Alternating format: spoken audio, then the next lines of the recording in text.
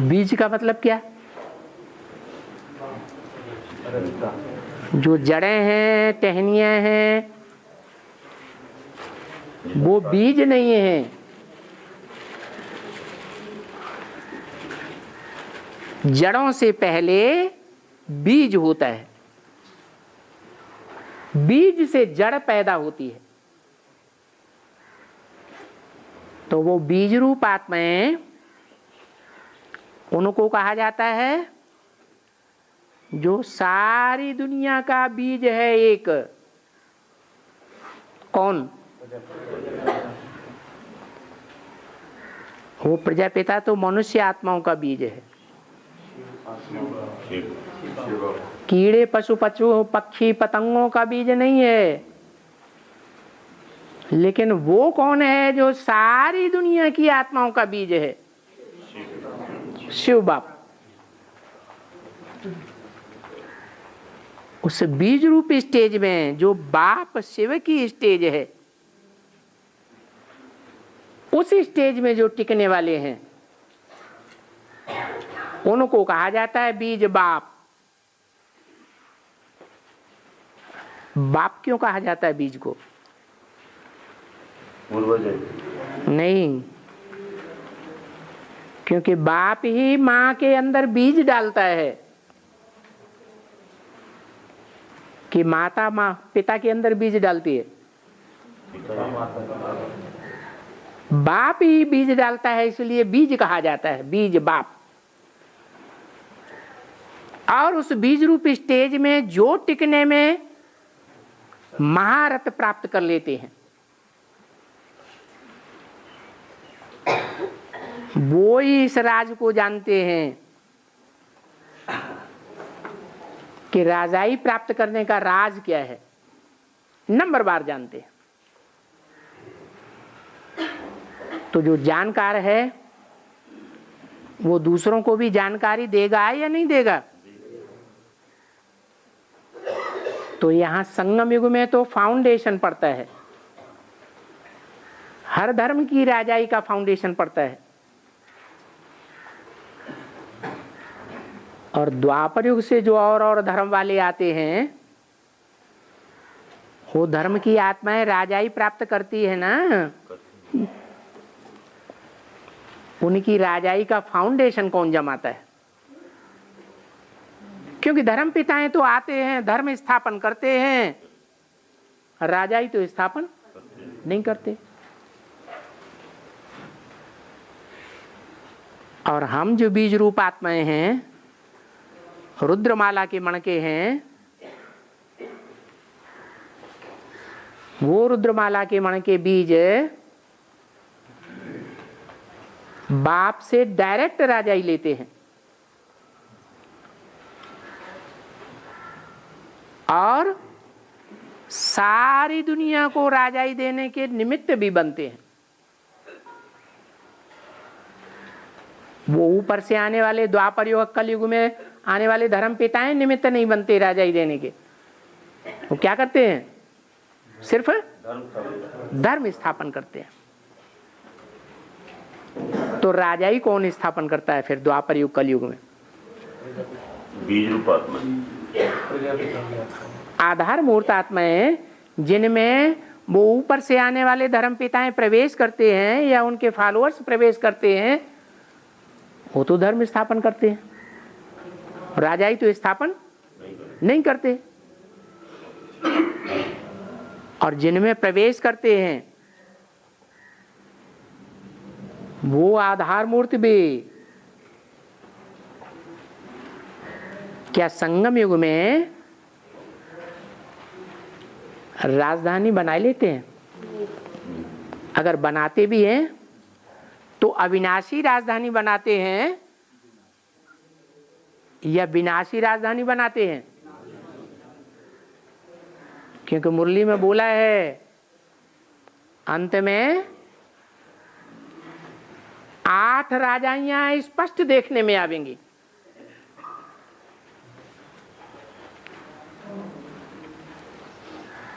तो अनेक राजाइयां स्थापन हुई या एक राजा ही स्थापन हुई? और लक्ष्य क्या दिया है? एक धर्म एक भाषा एक राज्य। एक धर्म एक राज्य, एक कुल, एक मत। और हुआ उल्टा, अनेक राजाइयां स्थापन हो गई। तो फिर क्या होना चाहिए? कैसे, क्या तरीका? अरे तो कैसे होंगे एक मत पर? अरे अभी चल रहे हैं, चल रहे? अच्छा,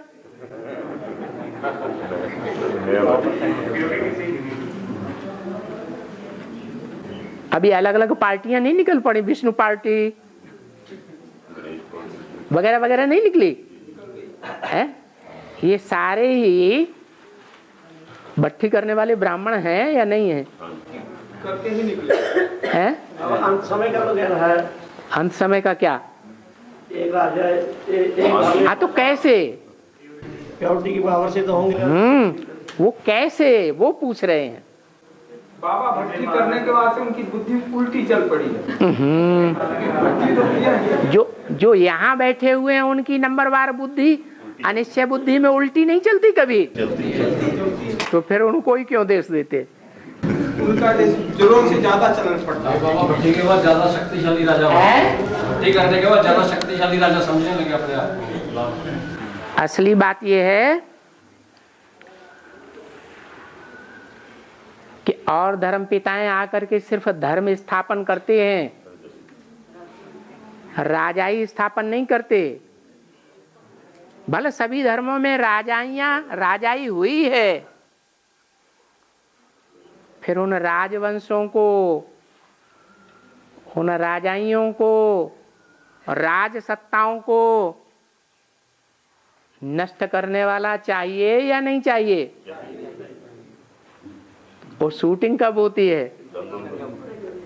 संगम युग में ही वो शूटिंग होती है। और दुनिया में ये बात विख्यात भी है कि जब सारे संसार का विनाश होगा तो 9 ग्रह आपस में टकराएंगे। क्या? 9 ग्रह आपस में टकराएंगे। सब एक जैसे पावरफुल हैं क्या? नंबरवार पावरफुल हैं। तो टकराते टकराते टकराते क्या बचेगा? है? सूर्यवंशी बचे है? एक ग्रह है जो सबसे बड़ा है, बृहस्पति, जिसको कहते हैं सद्गुरु।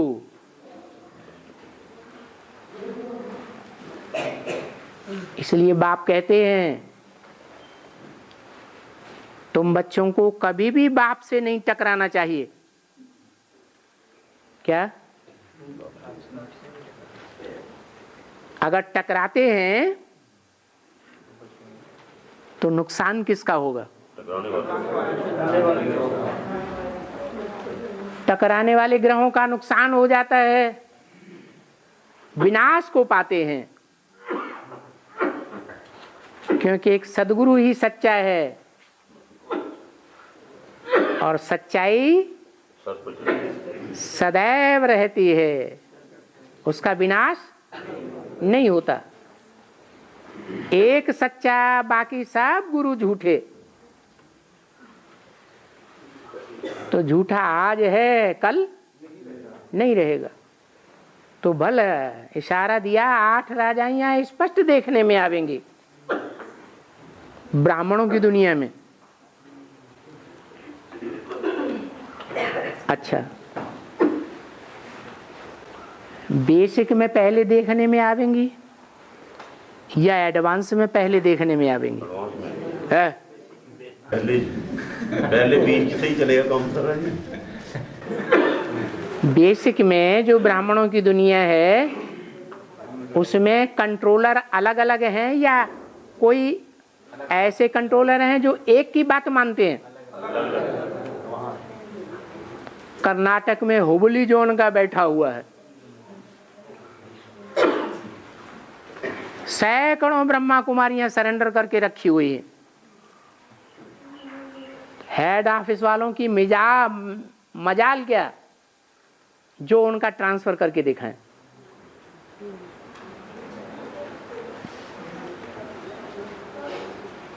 तो पूरा कंट्रोल अलग अलग हाथों पे, अलग अलग जोन्स के हाथों में, जोनल हेड्स के हाथों में है।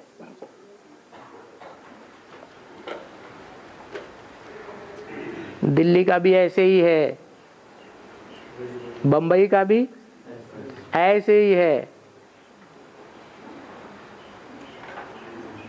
दिल्ली में पहले 2 हाथों में सत्ता थी, एक जगदीश भाई के हाथों में और ब्रजमोहन भाई के हाथों में। तो जैसे बेसिक में अनेक मत हैं, स्पष्ट अलग अलग घड़े देखने में आते हैं, ऐसे ही एडवांस में भी अलग अलग राजाइयां देखने में आवेंगी स्पष्ट। फिर एक राजाई की स्थापना कैसे होगी? सब टकराएंगे और टकराते टकराते सच्चा रह जाएगा और झूठे खलास हो जाएंगे। यहां शूटिंग होगी तो ब्रॉड ड्रामा में भी प्रैक्टिकल में होगा। और बाबा देवताएं कभी थकते नहीं, इसलिए वो सोते भी नहीं। देवताएं कभी थकते नहीं, इसलिए वो सोते भी नहीं।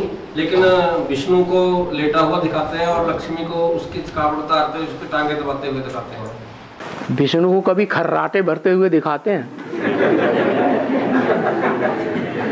है? मनन चिंतन मंथन में रहे, सूक्ष्म वतनवासी बनकर रहे, वो अलग बात है।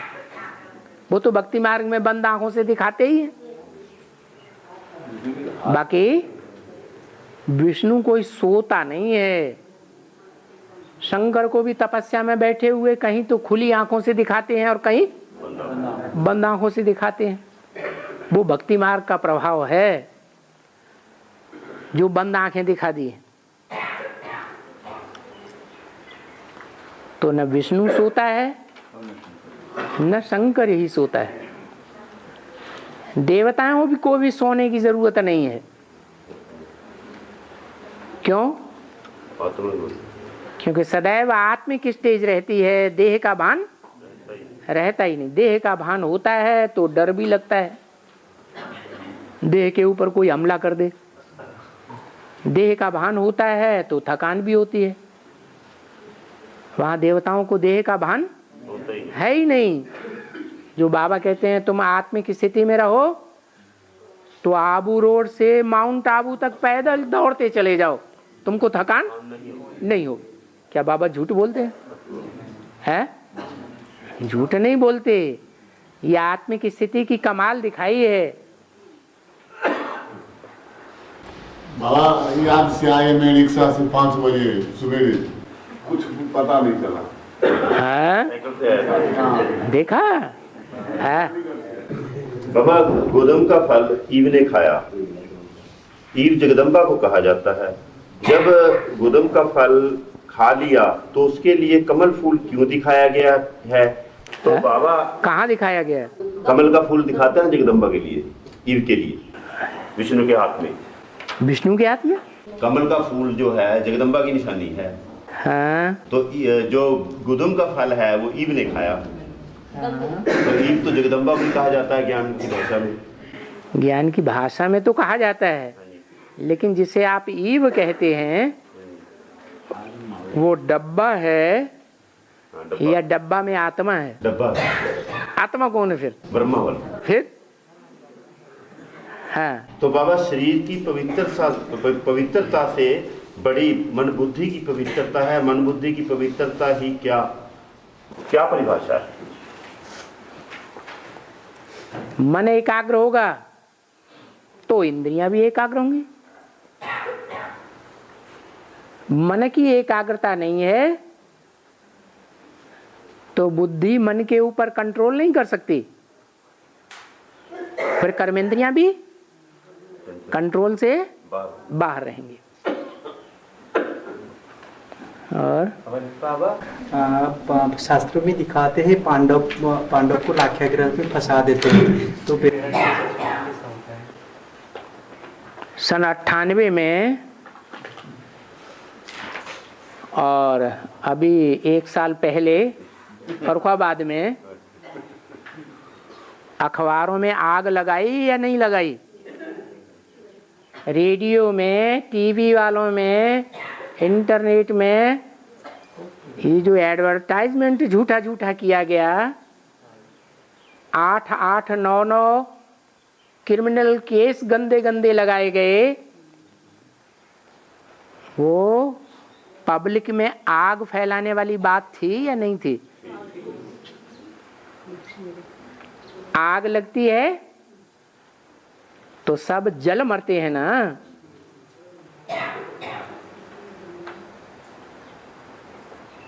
तो अनिश्चय बुद्धि हुए या नहीं हुए? मरे या नहीं मरे? ढेर के ढेर मरे।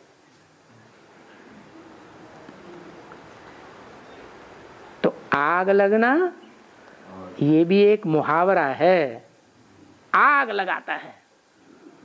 ये तो ऐसे बोलता है जैसे मुंह से आग उगल रहा हो। तो देवताओं को अग्नि देवता है, इंद्र देवता जब अग्नि देवता को भेजता है किसी की तपस्या भंग करने के लिए, तो मुंह से क्या निकालता है? आग निकालता है। तो क्या आग होती है? हैं? ये बेहद की भाषा है कवियों की, उसे स्थूल रूप में नहीं पकड़ना चाहिए। शास्त्रों में जो बातें आई हैं उनका स्थूल रूप देने से सारा अर्थ का अनर्थ हो गया। और बाबा 21 जन्म पुरुषार्थ कम करोगे तो पद भी कम पाओगे। तो जब सतयुग आता है तो वहां तो पद की बात ही नहीं रहती, क्योंकि आत्माभिमानी है। यहाँ तो देह अभिमानी है। हाँ, यहाँ तो यहाँ तो बुद्धि में रहता है। जो देह अभिमानी होते हैं उनकी बुद्धि में ज्ञान होना जरूरी है, या आत्माभिमानी देवता बन गए सदा काल के लिए उनकी बुद्धि में ज्ञान होना जरूरी है? यहाँ होना जरूरी है। हाँ, तो यहाँ तुम्हें अनेक जन्मों का साक्षात्कार हो जाता है। वो जो अनेक जन्मों का साक्षात्कार होता है वो ही पद की प्राप्ति है। इसलिए सतयुग में लक्ष्मी नारायण को कोई गद्दी नहीं दिखाई गई है। लक्ष्मी नारायण गद्दी पे बैठे हैं या खड़े हुए हैं? वो आत्मिक स्थिति की स्टेज में खड़े हुए हैं। फिर त्रेता में गद्दी दिखाई गई है। क्या मतलब हुआ? 2 कला कम हो गई, माना देह अभिमान 2 कला बढ़ गया। तो देह अभिमान आने से गद्दी का नशा आता है। बाबा रामायण में दिखाते हैं लक्ष्मण ने एक रेखा खींच के चला जाता है, सोने की हरियर के पीछे राम और लक्ष्मण चले जाते। फिर सीता को रावण आकर श्रीमत से उल्लंघन करवाता है। फिर जटायु पक्षी आकर के बचाने की कोशिश करता है। जटायु पक्षी का शूटिंग कैसे होता है? अरे एक एक बात पूछो ना, या तो लीका की बात पूछो या तो फिर बाद में है? जटायु पक्षी का शूटिंग कैसा होता है? लीका है श्रीमत की, और श्रीमत किसके मुख से निकली है? ब्रह्मा के मुख से श्रेष्ठ मत निकली। तो ब्रह्मा की आत्मा लक्ष्मण की आत्मा है। जिसे भागवत में बलराम बोला गया है। तो रामायण में दिखाया है कि भगवान ने नहीं वो रेखा खींची। किसने खींची? ब्रह्मम वाक्यम जनार्दनम। वेदवाणी किसके मुख से निकली? ब्रह्मा के मुख से निकली। ये श्रीमत की लीका है। तुम सब सीताएं हो, वो रेखा तोड़ते हो तो माया रावण के पंजे में फंस जाते हो। बल जटायु तुमको बचाने के लिए प्रयास भी करता है। नाम क्या दिया? जटायु। जो बड़ी उम्र के होते हैं, ये साधु संत महात्मा है, अपने को बड़ा दिखाने के लिए, बड़ी उम्र का दिखाने के लिए क्या करते हैं? बड़ी बड़ी जटाएं रख लेते हैं।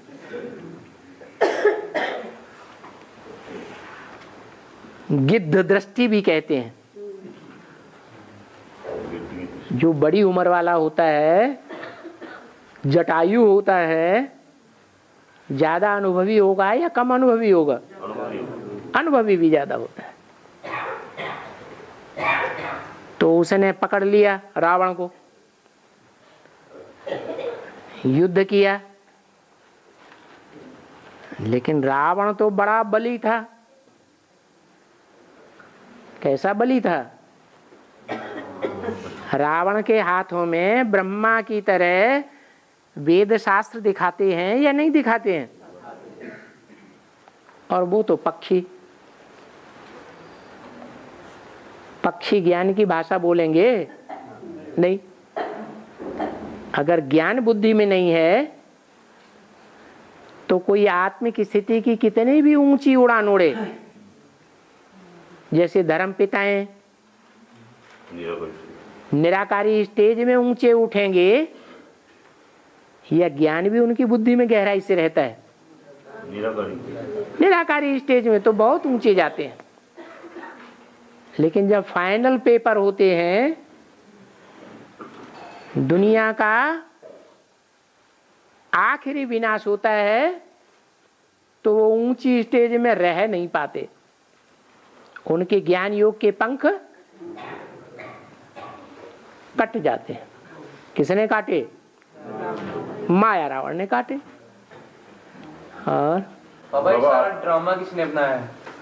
बनाया तो पहले जवाब दो, कब बनाया, तब हम बताएं किसने बनाया।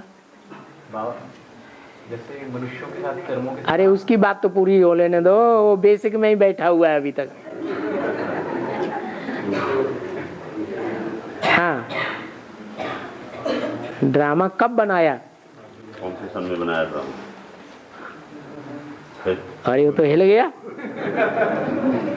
तो ये बनाया नहीं जाता, सृष्टि बनाई नहीं जाती। सृष्टि अनादि है, ड्रामा भी